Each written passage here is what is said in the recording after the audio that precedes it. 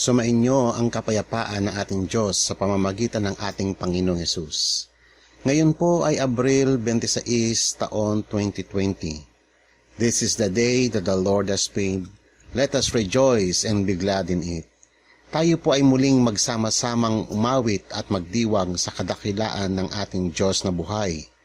Ating itanghal ang kahangahangan niyang mga gawa at isaysay ng ating mga labi ang kanyang walang hanggang pag-ibig at katapatan sa lahat ng kanyang mga hinirang. Amen. Hallelujah. And God is the strength of my heart. Oh, God is the strength of my heart. God is the strength of my heart and my portion forever. God is the strength of my heart. God is the strength of my heart. God is the strength of my heart and my portion forever. Forever. Whom have I in heaven but you? There is nothing on earth I desire beside you. My heart and my strength, many times they fail. There is one truth, but there is one truth that always will prevail. Hey, God is the strength of my heart. Oh, God is the strength of my heart. God is the strength of my heart and my portion forever. Oh, God is the strength of my heart. Oh, God is the strength of my heart. God is the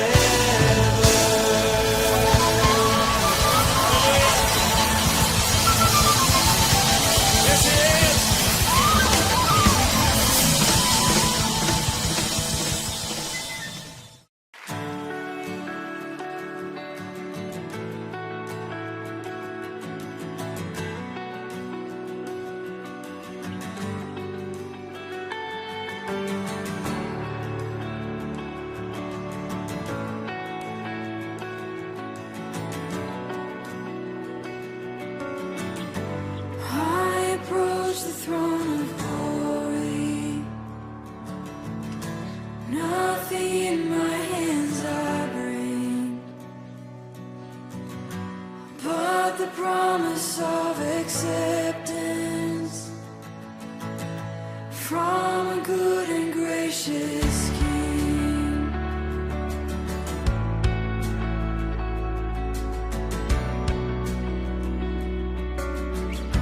I will give to you my burden as you give to me your strength. Come and fill me with your spirit as I sing to you this praise. 'Cause you deserve the greater glory, and so come I lift my voice to the King in need of nothing. Empty-handed I rejoice. 'Cause you deserve the greater glory, and so overcome with joy I sing. By your love I am accepted, 'cause you're a good and gracious King.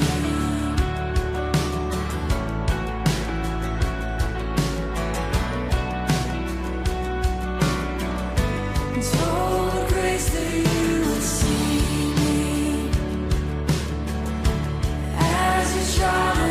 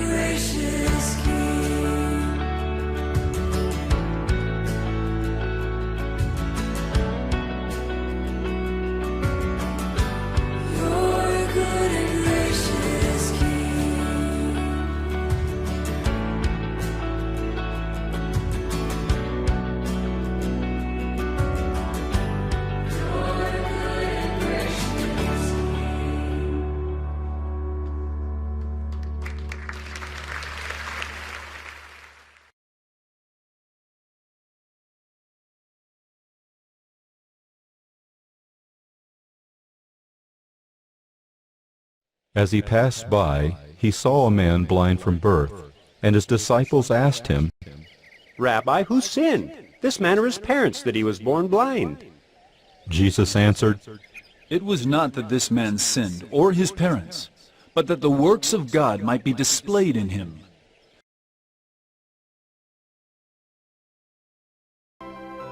He is the image of the invisible God, the firstborn of all creation. For by him all things were created in heaven and on earth, visible and invisible, whether thrones or dominions or rulers or authorities. All things were created through him and for him.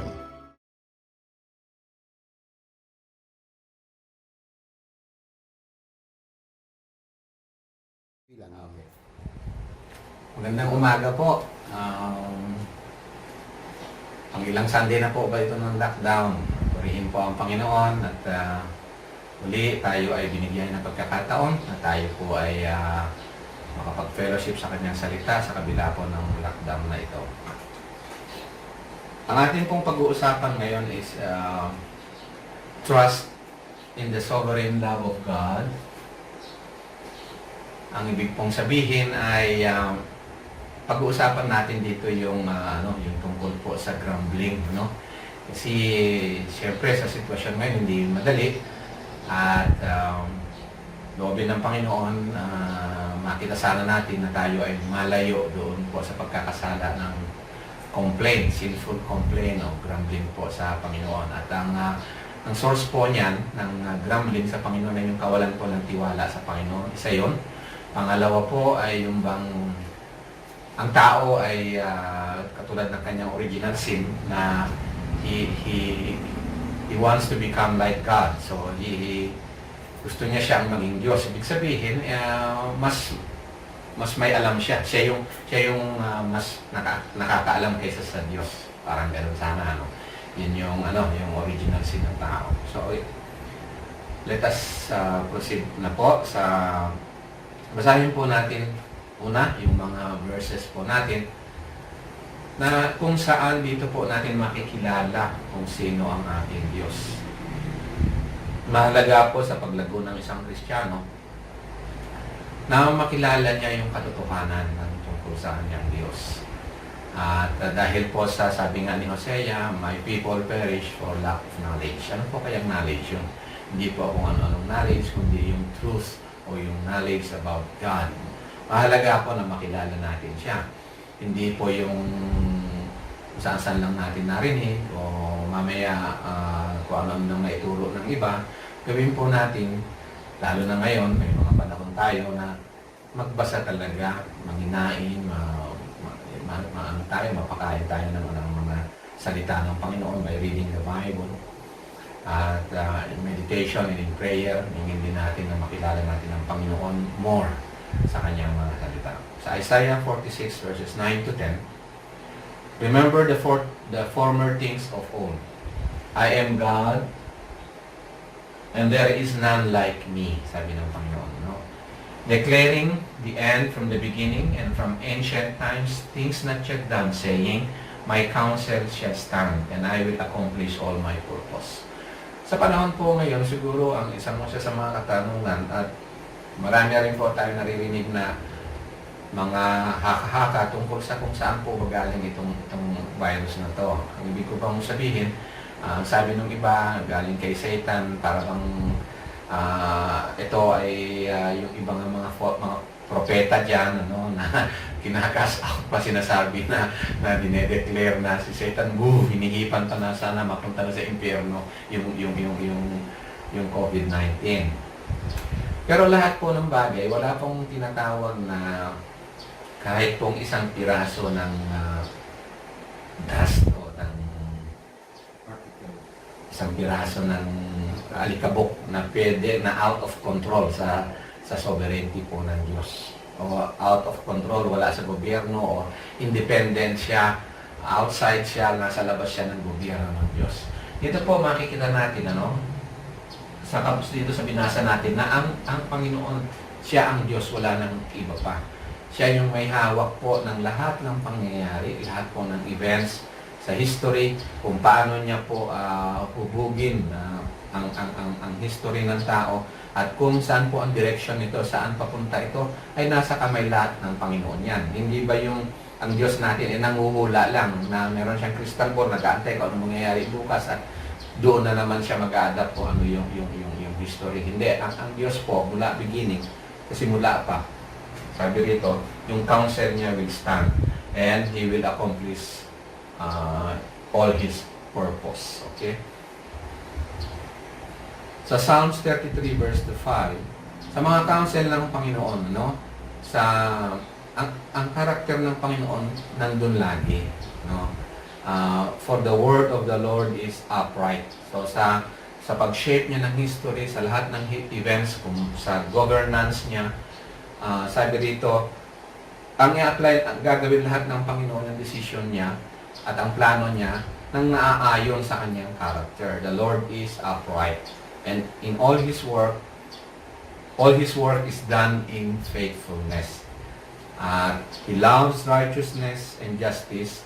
The earth is full of the steadfast love of the Lord. So lahat din pala nangyayari, naintindihan man natin o hindi, may mga plagues all throughout history for how many thousands of years na may mga intervals na nakikita natin, may mga plagues and may mga calamities na nangyayari. In all these things, sabi rito, it is still full of the steadfast love of the Lord. Kailangan natin pong maintindihan yun. Na the Lord is upright, siya ay faithful, siya ay matuwid.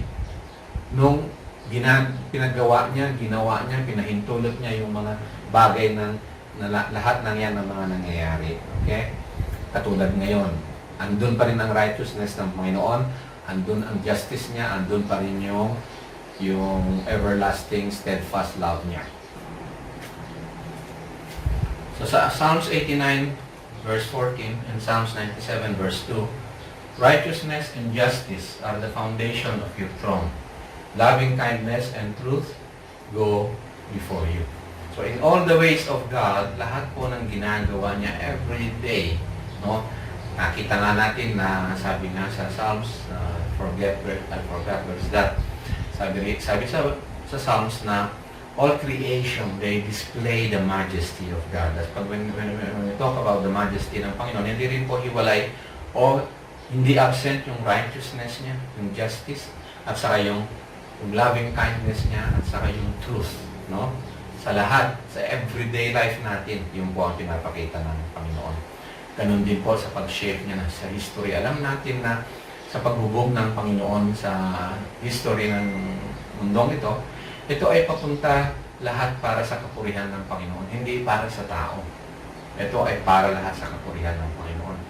Kasama na yung events na mayroong kalamidad, may mga plagues, at marami pang ibang mga bagay na mahirap kung minsan mahirap maintindihan ng isang tao na hindi po papakumbaba sa salita ng Panginoon. Alam din po natin na yung gospel o yung good news is everyday din po yan na naipoproclaim. Pinapaproclaim po ng Panginoon yan. Ano yung proclaim sa Tagalog?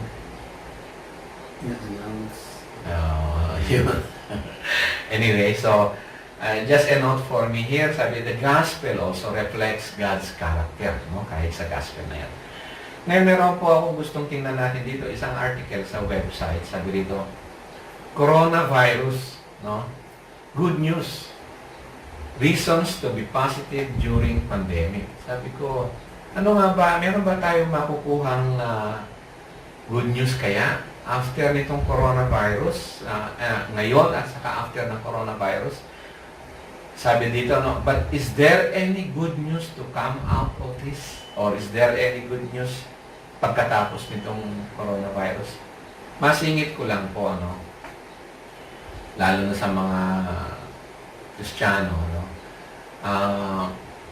ano po ang plano nyo after nitong coronavirus? Ano po nasa isip mo agad ngayon? Bakasyon grande? I mean, pupunta sa beach, picnic, o ano siguro? Ano ba mga plano natin, kaya nga dito, that's important to think about, ano ba ang naging resulta nitong coronavirus sa atin, sa lahat ng tao. Most especially, kako nga, nais kong tanongin, especially sa mga anak ng Diyos. Is there any good news to come out of this? No, tingnan nga natin yung ilan dito, and you can make your own dito sa, dito po sa na-enumerate ko dito, is there any good news to come out of this pandemic, Ay, ang iba siguro, ano ba ang nangyari, no? Tutunaw kung merong masabi natin kung ano kaya may good news o wala. Ano ba yung naging resulta sa karamihan nitong pandemic na to? May isa rito is may mga naghirap talaga, no? Apektado sila financially, economically because of this. May mga yumaman din due to this coronavirus. Marami ang yumaman. Marami din ang naghirap. May mga namatayan, may mga nagdalamhati, may mga nakarealize na nakita nila yung frailty na tinatawag o gaano kabilis na mawala lang itong buhay na to, napaka-delicate ng buhay na to, madali lang na mawala, na-realize nila na hindi nila na-enjoy ang ilan o lahat ng bagay. No? Marami silang hindi na-enjoy, hindi nila na-enjoy itong life na to.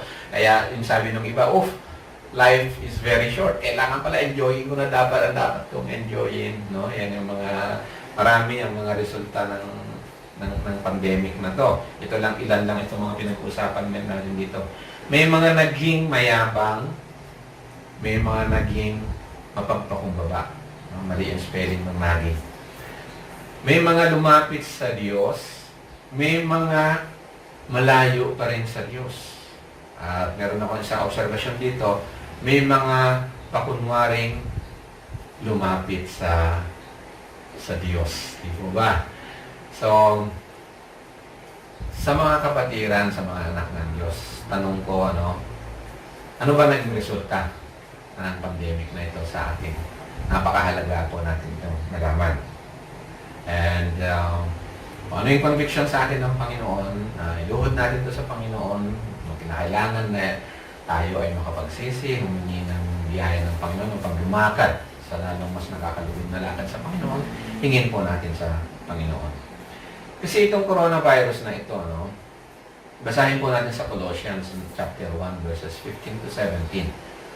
Jesus is the image of the invisible God, the firstborn of all creation.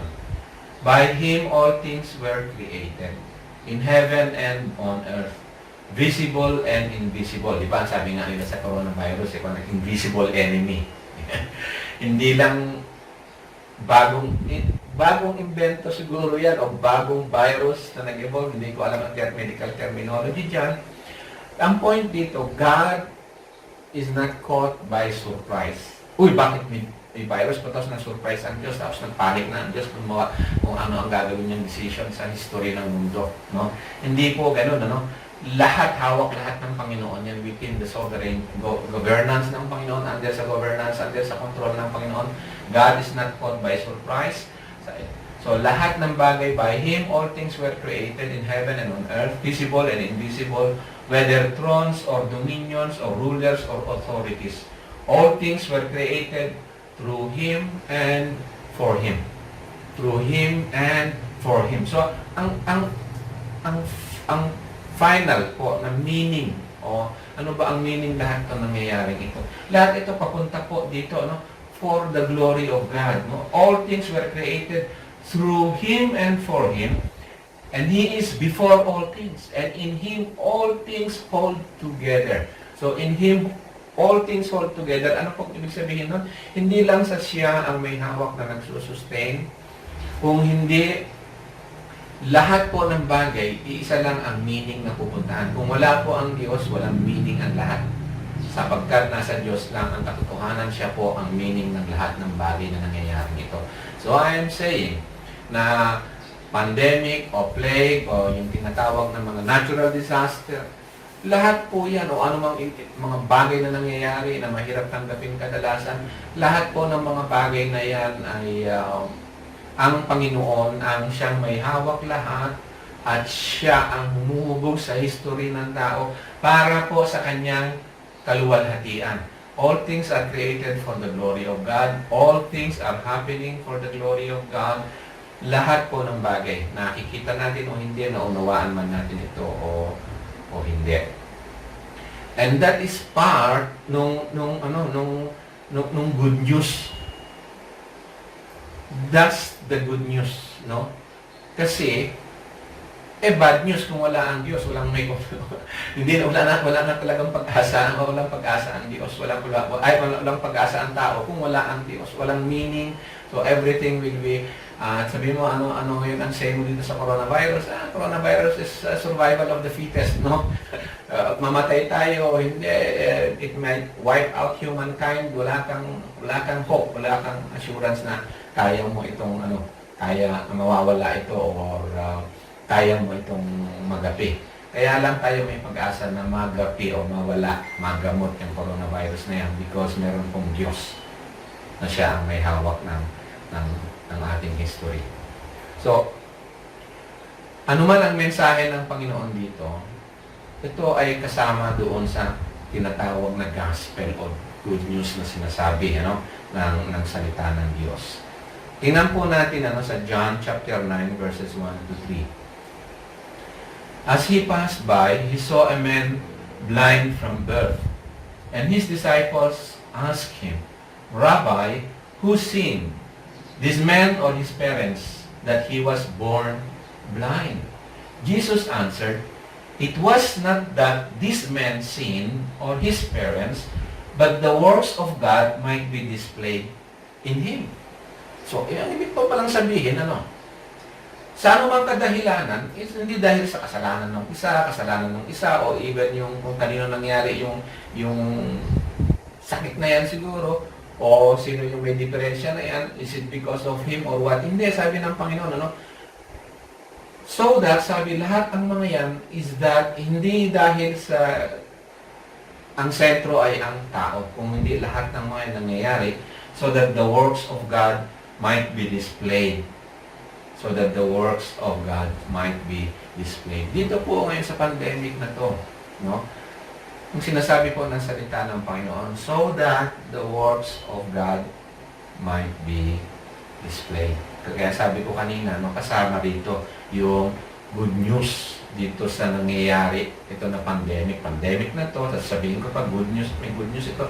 Ayon po sa perspective po yun ang salita ng Diyos, hindi po ako. Basahin po natin sa Acts chapter 17 verses 30 to 31. The times of ignorance God overlooked, but now He commands all people everywhere to repent. So, anong araw ba na exempted yung good news na yan na i-proclaim kasama po yung message of repentance? Is there any day na dapat, itong holiday mo na, hindi mo na dapat i-proclaim yung repentance o yung good news?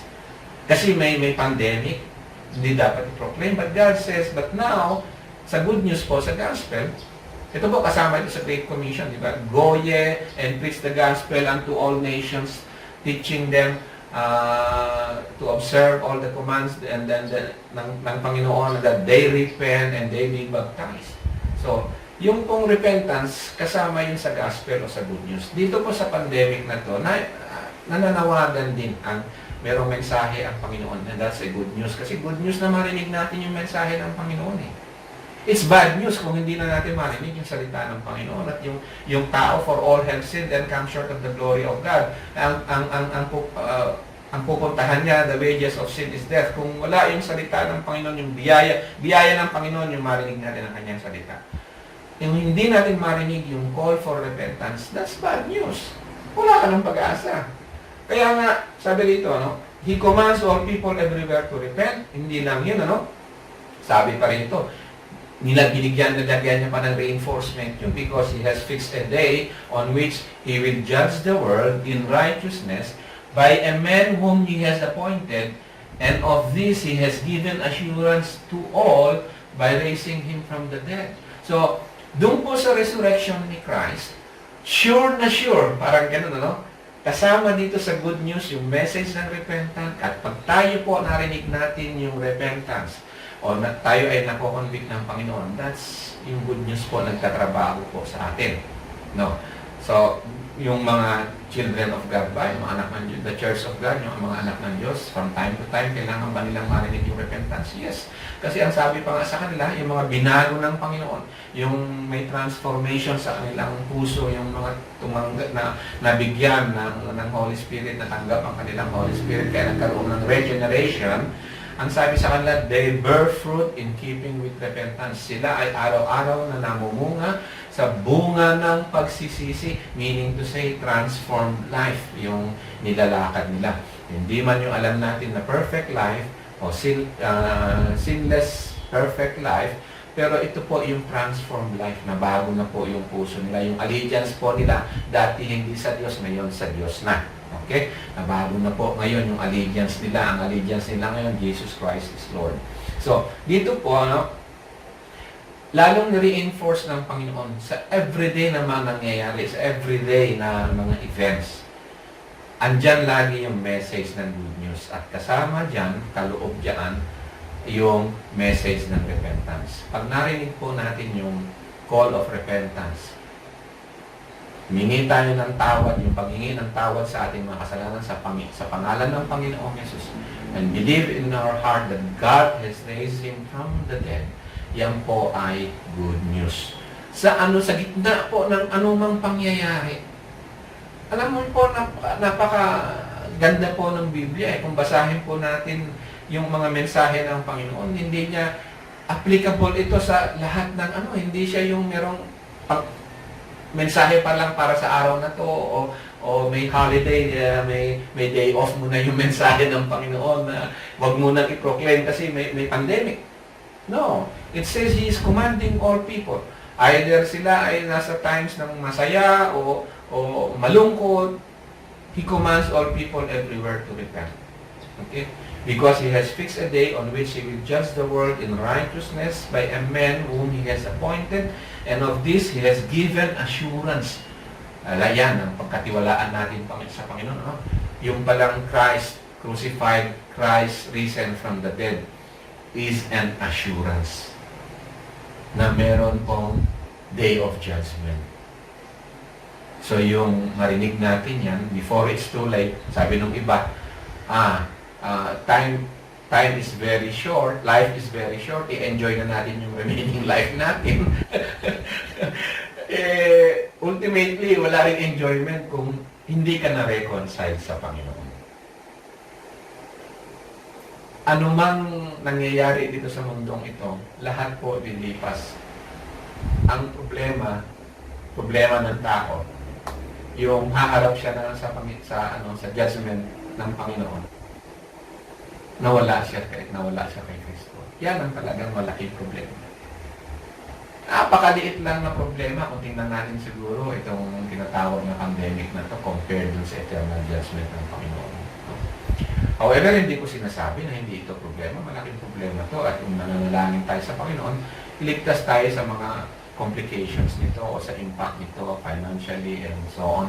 Iligtas tayo ng Panginoon.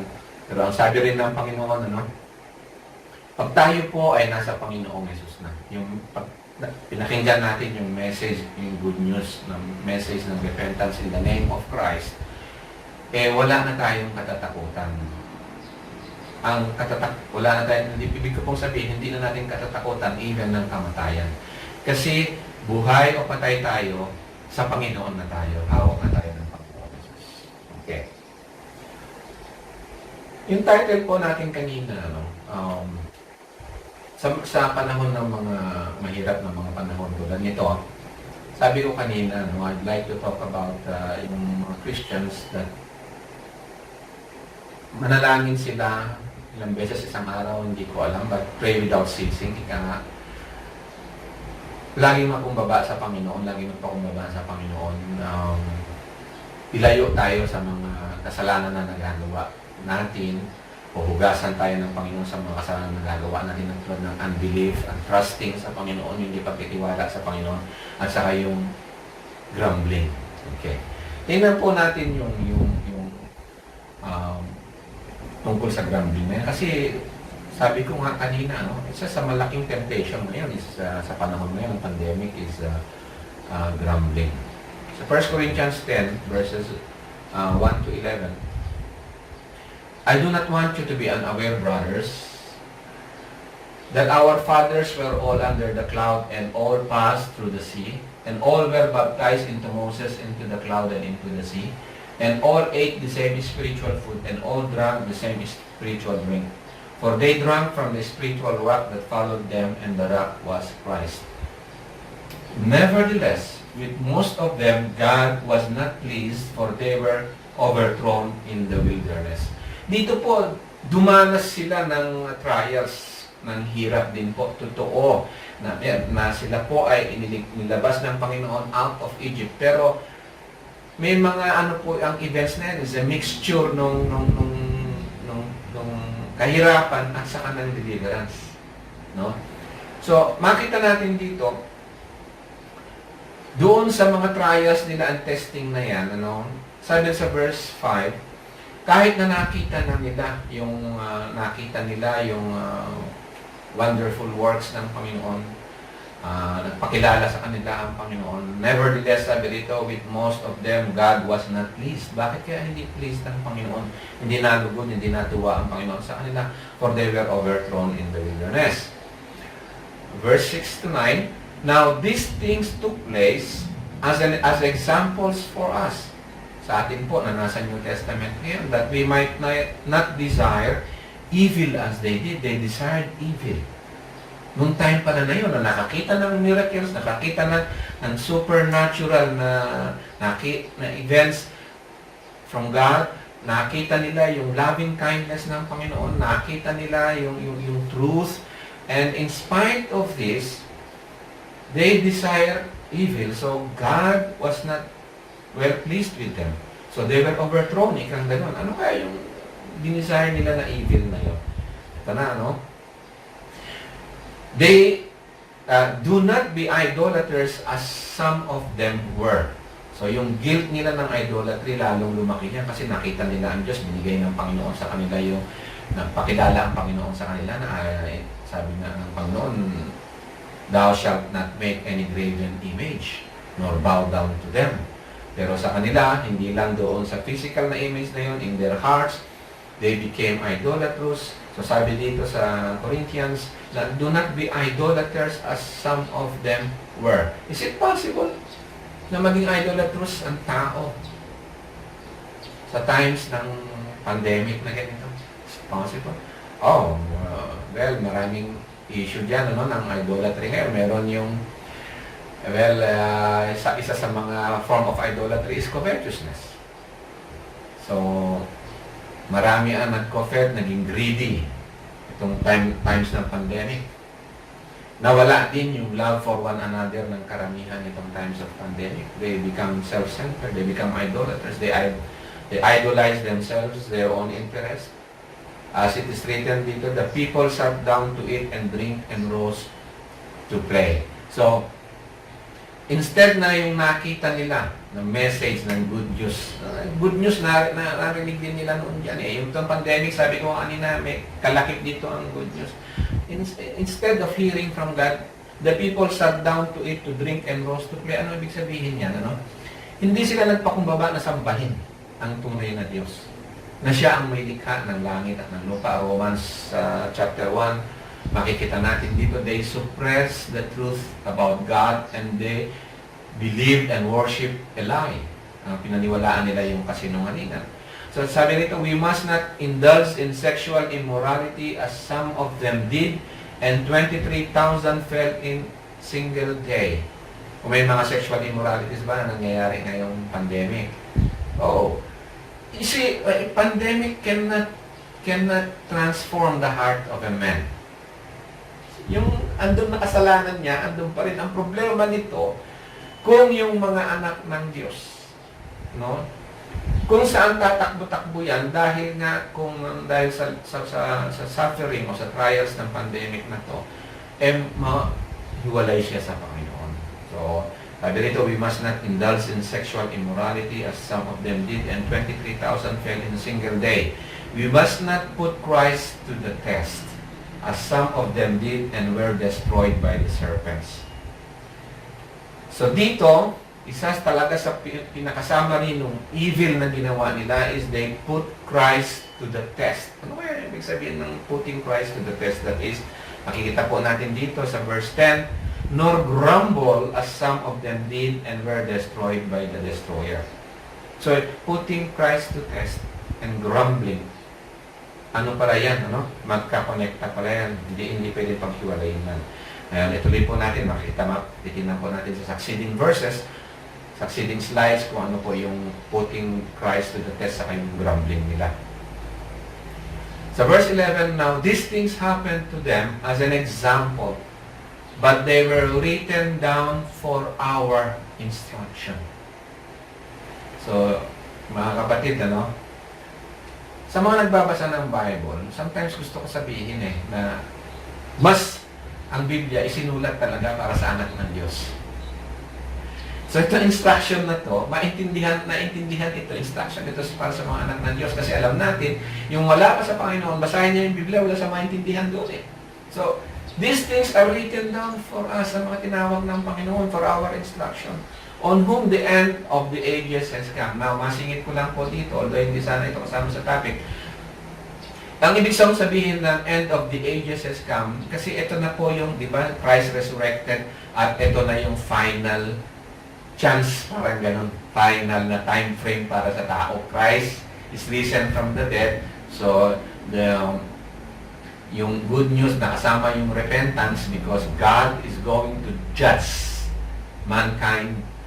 He has fixed a day na He will judge everybody because He has raised Christ. So, ito na yung last chance. Wala na, fulfilled na lahat yung promises ng Panginoon. Binigay na niya yung assurance niya. I am going to fix a day wherein I am going to judge mankind. Sabi niya gano'n. So, kaya ibig sabihin, ito yung end of the ages na. Hindi po yung katulad ng may mga prophetic dyan na nagbibigay ng date setting, na mayroong tribulation, may mga ganito. Anyway, iwanan natin yung topic muna na yun. And para sa atin, pwede natin sabihin na huwag na natin pakawalan itong sana, loobin ng Panginoon. May God grant us mercy and give us the gift of repentance na sabi nga sa book of Hebrews, today, if you hear His voice, do not harden your hearts. Baka ito na yung end ng chance na binigay sa atin, end of our age. Amen? So, tingnan po natin yung ilang events ng grumbling ng children of Israel nung paglabas po nila out of Egypt, Sa Exodus chapter 14 verse 12, nung bago pa yung Red Sea crossing,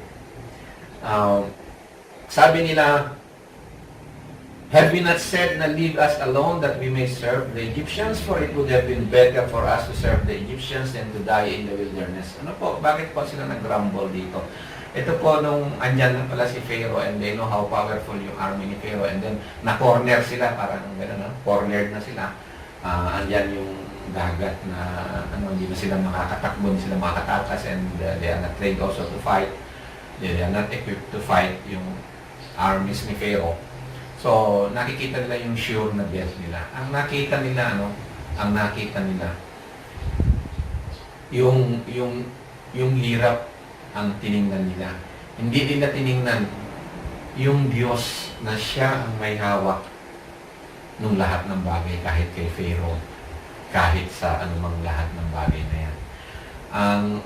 Ang grumbling nila dito sa Diyos is makikita po natin mamaya, tingnan pa natin yung ilang grumbling nila na nangyari. Sa Exodus 15, ito naman ay yung tungkol sa pagkahanap nila ng tubig. The people grumbled against Moses. Yung mga grumbling po natin, kung minsan pinaparinig natin sa tao. Sinasabi natin sa tao, pero actually ang grumbling natin is against God. Diba? Yung mga complaints natin, sinasabi natin sa tao, oy, wag mong sabihin to, sekreto lang natin sa kayo lang sinasabi to. Pero actually, karamihan ng mga complaints natin, parinigin natin yun sa Diyos. And the people grumbled against Moses, saying, what shall we drink?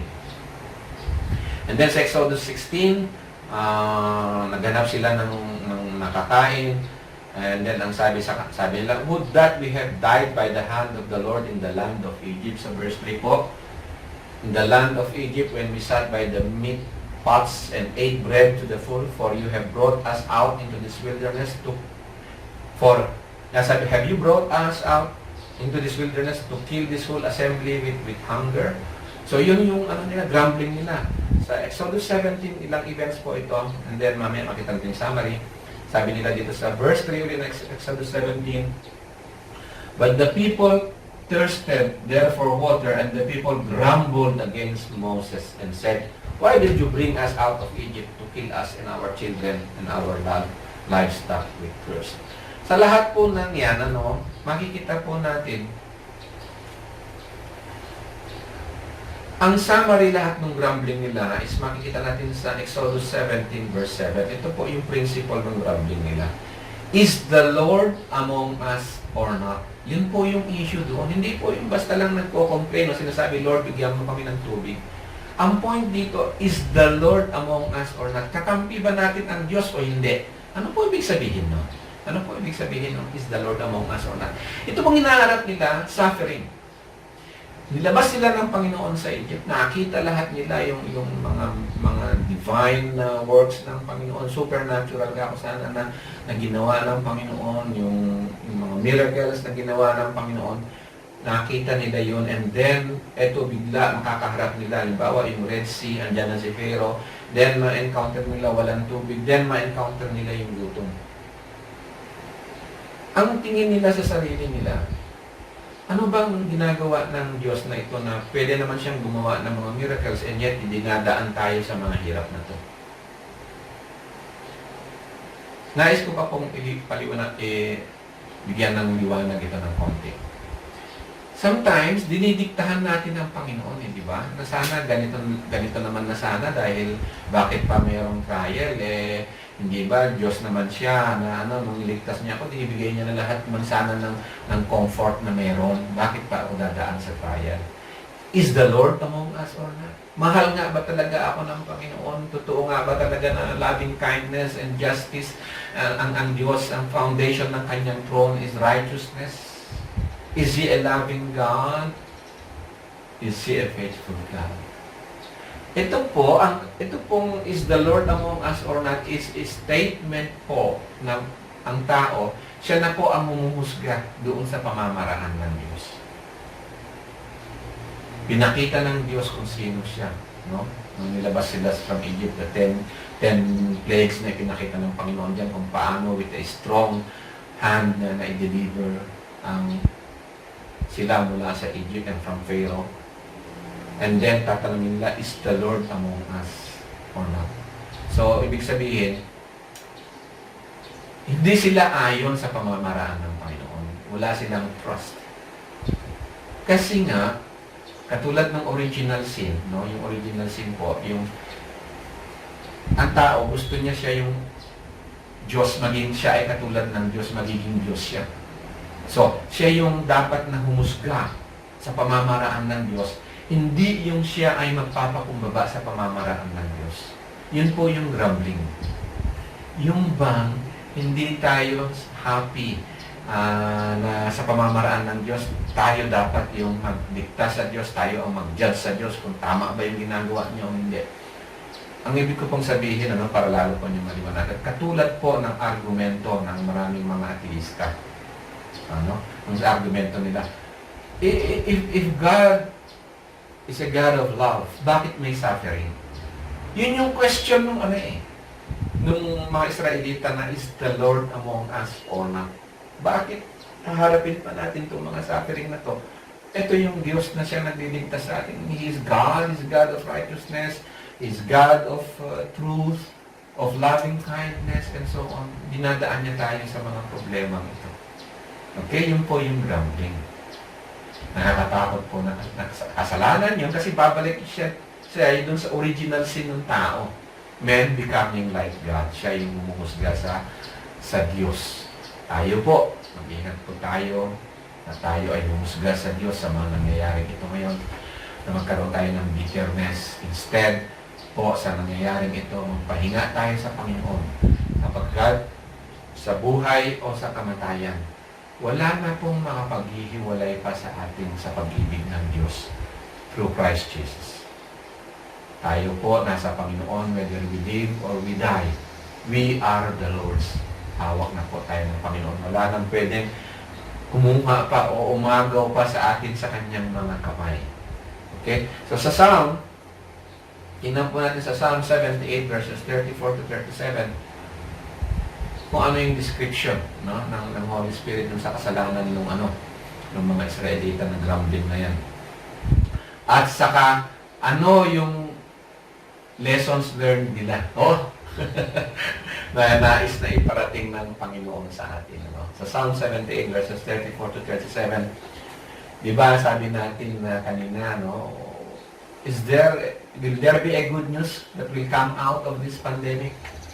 So, sa verse 34, when He killed them, that is, when yung wrath ng Diyos ibinuhos sa mga grumblers, when He killed them, they sought Him. Lumapit sila sa Kanya. They repented and sought God earnestly.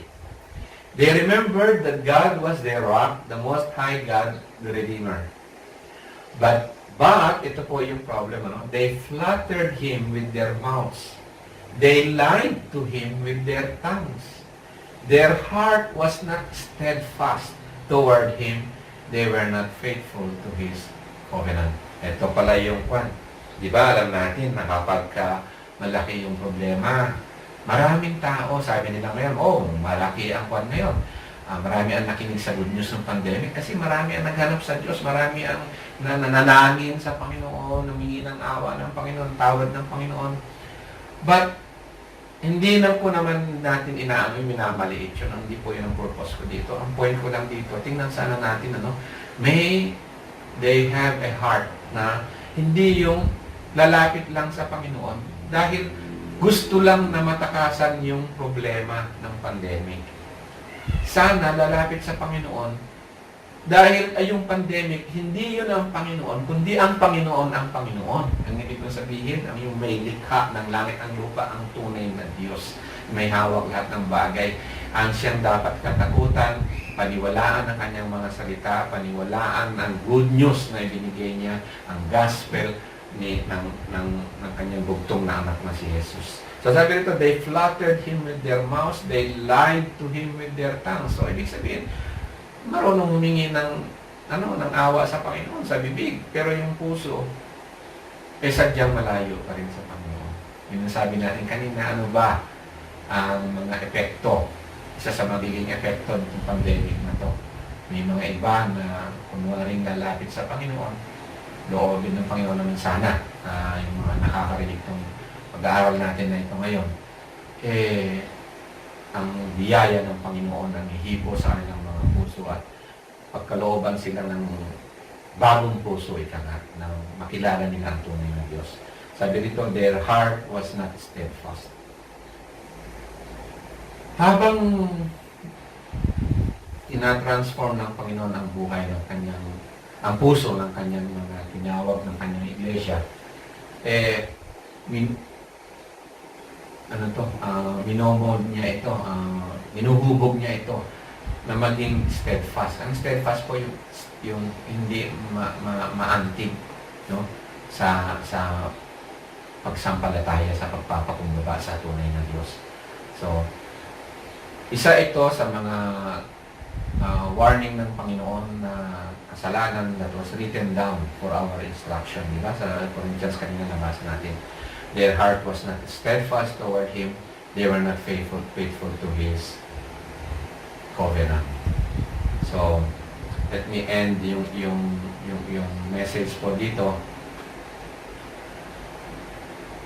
sa 1 John chapter 4 verses 7 to 11. Beloved, let us love one another. For love is from God, and whoever has been born of God knows God. Nais ko po sanang ipahiwatig sa bawat isa, lalo na sa mga bago pa lang nakikinig ng mga salita ng Panginoon, na ang pag-ibig ng Diyos ay nagpapabago po ito ng puso ng tao. Ito po ay pinapatawad niya ang ating mga kasalanan at binibigay niya sa atin yung maramdaman natin talaga yung sa katotohanan yung pag-ibig ng Diyos sa ating mga puso. Kaya sabi niya rito, whoever loves has been born of God and knows God. Anyone who does not love does not know God because God is love. Sa gitna ng pandemic, isa ba sa hiningi natin sa Panginoon yung paano yung lumakad sa pag-ibig ng Diyos at ang lumakad sa commandment ng Panginoon kung paano magmahal sa kapwa natin, mahalin ng Diyos, mahalin ang kapwa natin. Anyone who does not love God, anyone who does not love does not know God because God is love. Verse 9, in this the love of God was made manifest among us, that God sent His only Son into the world so that we might live through Him. And this is love, not that we have loved God, but that He loved us. Wow. Amen. And sent His Son to be the propitiation for our sins. Beloved, if God so loved us, we also ought to love one another. So, ito po yung message din ng Panginoon sa atin sa gitna ng pandemic na to. Na tayo ay mag-increase sa pagkakilala sa Panginoon.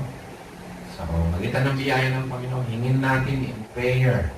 So, marami tayong time na mag-pray sa gitna ng pandemic na to.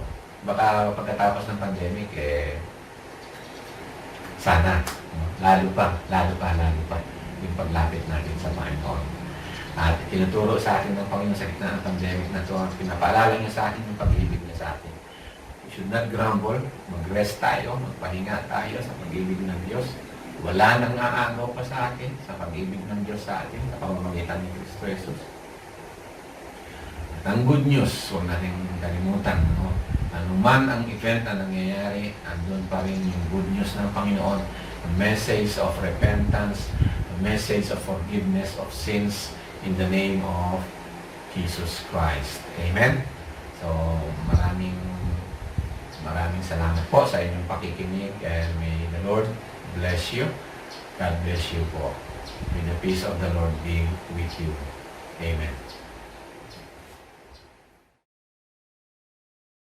Ama naming nasa langit, kami po ay lumalapit sa iyong mahabaging trono upang humingi sa iyo ng habag, liwanag, kalakasan, patnubay at biyaya. Ikaw lamang, Ama, ang may hawak ng lahat ng bagay at ang lahat ng pangyayari sa mundong ito, sapagkat sa iyo nagmumula ang lahat ng bagay at ang lahat ng bagay ay nilikha mo para sa iyong dakilang layunin. Ama, walang bagay na umiiral sa mundong ito na lingid sa iyong kaalaman at kapangyarihan. Sa pamamagitan ng iyong kapangyarihan at katalinuhan, ay tinakda mo na ang lahat ng bagay noong pasimula pa lamang. Itinakda mo na rin ang katapusan ng lahat ng bagay at huhukuman mo ang lahat ng tao ayon sa kanilang mga gawa. Dakilang Diyos, ang iyong pag-ibig, katapatan at katarungan ay patuloy na umiiral sa buong daigdig, sa lahat ng panahon at sa lahat ng sitwasyon.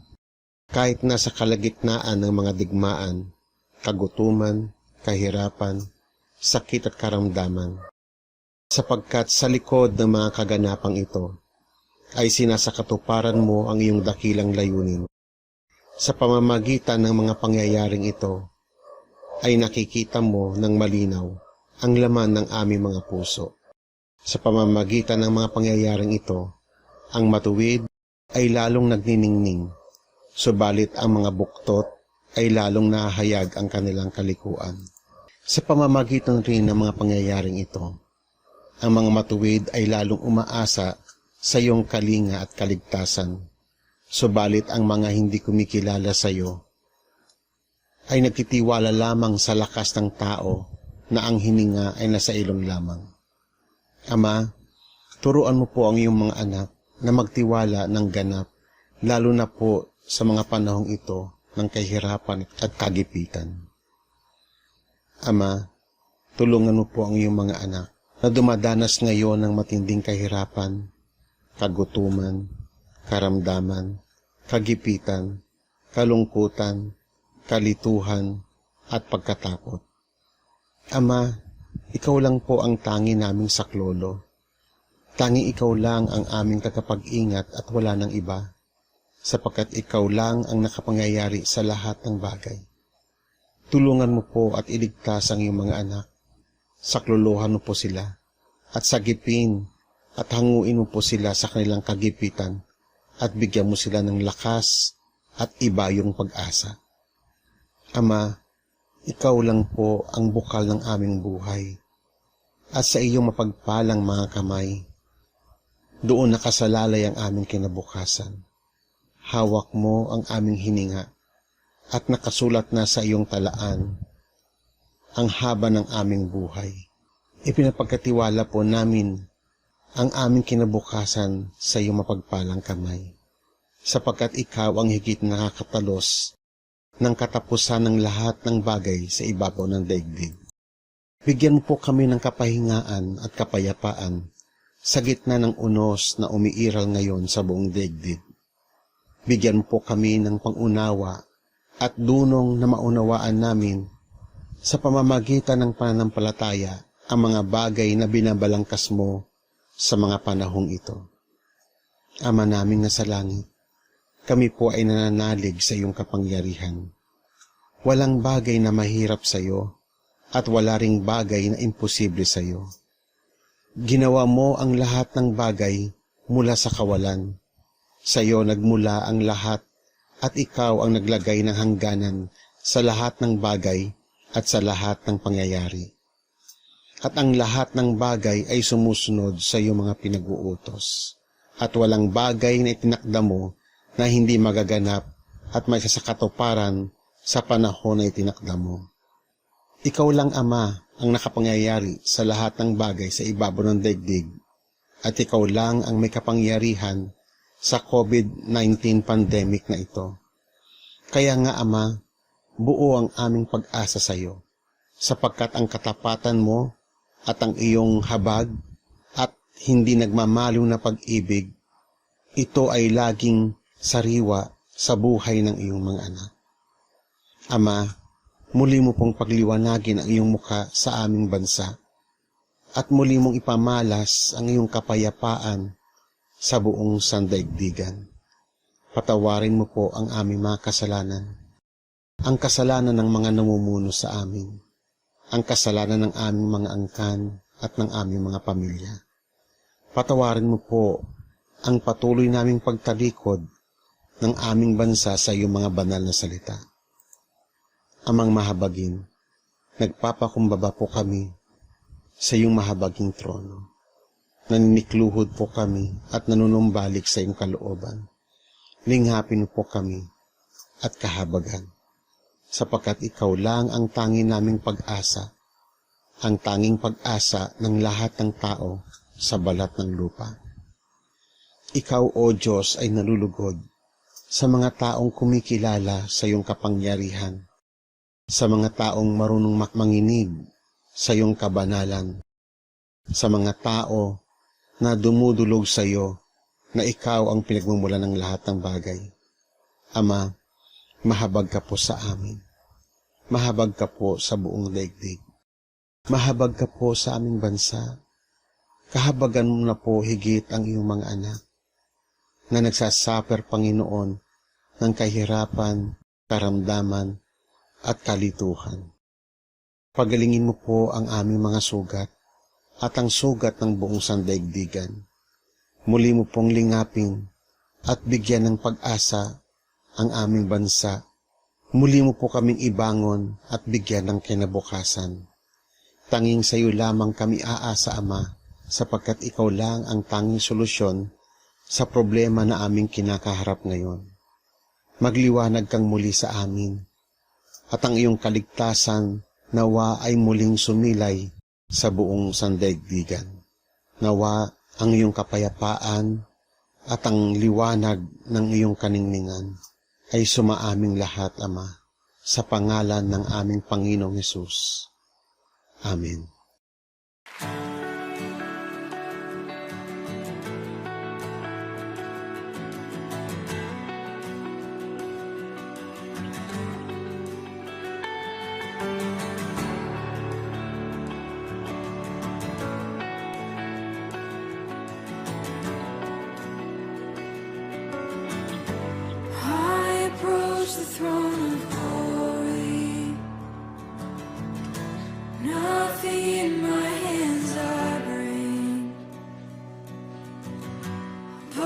the promise of acceptance from a good and gracious